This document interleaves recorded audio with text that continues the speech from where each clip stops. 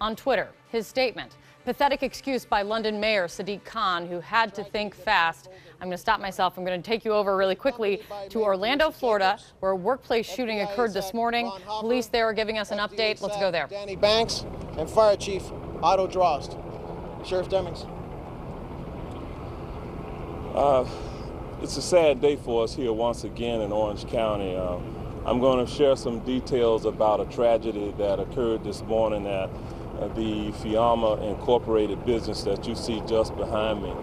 Our hearts and prayers go out to the families of the victims this morning. I will share more detail about what has occurred. You will be hearing from myself as well as Mayor Jacobs in just a moment. Then she will be followed by a representative from the FBI and the FDLE, the Florida Department of Law Enforcement, and the fire chief who responded to this emergency this morning. But let me just share some details with you. At about 8:03 a.m. this morning, we received a 911 emergency call into our communications center about an active shooter situation here at the Fiamma Incorporated business. This is a worldwide business that primarily provides accessories for RVs. At about 8:45 a.m. this morning, we were dispatched here to this call. Deputies arrived on scene just 2 minutes later to the active shooter call for service. Once they arrived here, they found multiple individuals that had been shot. 3 male victims were deceased at that time. 1 female victim was deceased. A 5th person, a male, was transported to the Orlando Regional Medical Center where he subsequently died as a result of his injuries.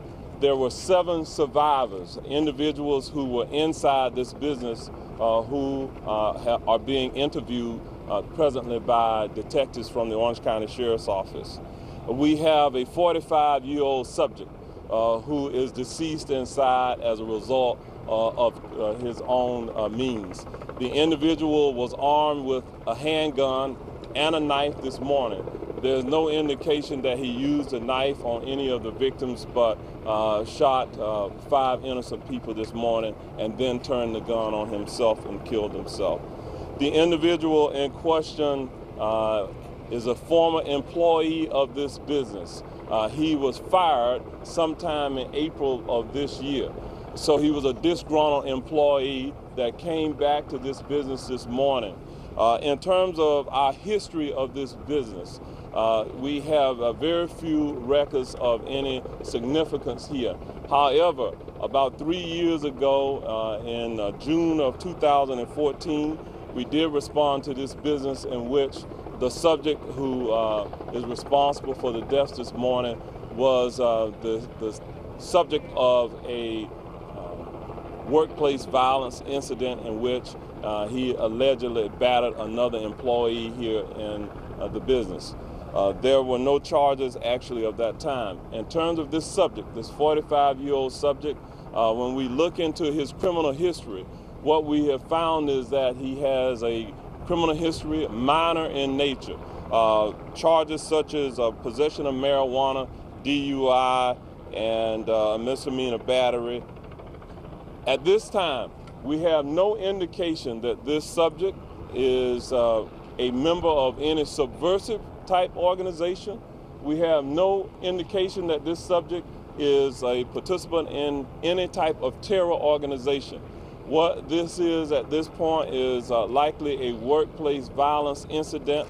We will get more into the details of the investigation as it unfolds.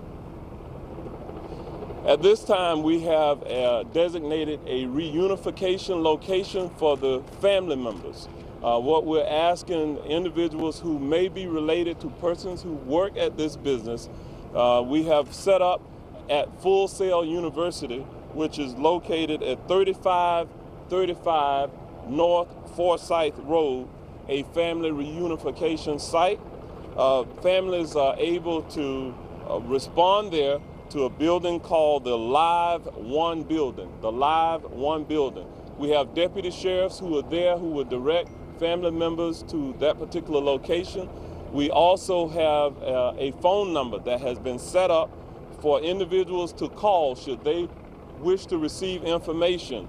The phone number is area code 407-679-0100, extension 3087. And I'll repeat that, area code 407-679-0100. All right, you've been listening in to this press conference from Sheriff Demings in Orlando, Florida, laying out the details, a lot more. We really had very little detail of what happened.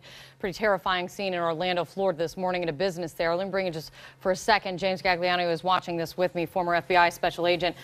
James, it's one of the scariest things you could think of in a business. No nexus to terrorism is what this man says, but what the sheriff says, disgruntled employee takes it out on his former colleagues and then turns a gun on himself. Absolutely, Kate. And what we're seeing in this new normal right now is law enforcement has to presume terrorism until proven otherwise. And I felt like the police chief did a good job of allaying citizens' fears and saying this was an isolated incident. They're changing their tactics as well. Since Columbine, we can no longer sit back and wait. In these instances, these folks are turning the guns on themselves after they kill as many people as possible, or they're looking to conduct a suicide by cop, as we saw in London. So I think the police officers here responded appropriately. They go to the sound of the guns now. They accept a higher level of risk to try to save more lives. Yeah, 5 people dead, 7 survivors. That happening this morning in Orlando. James, thank you so much for jumping on. I really, really appreciate it. We're going to turn from that terrible situation happening in Orlando now to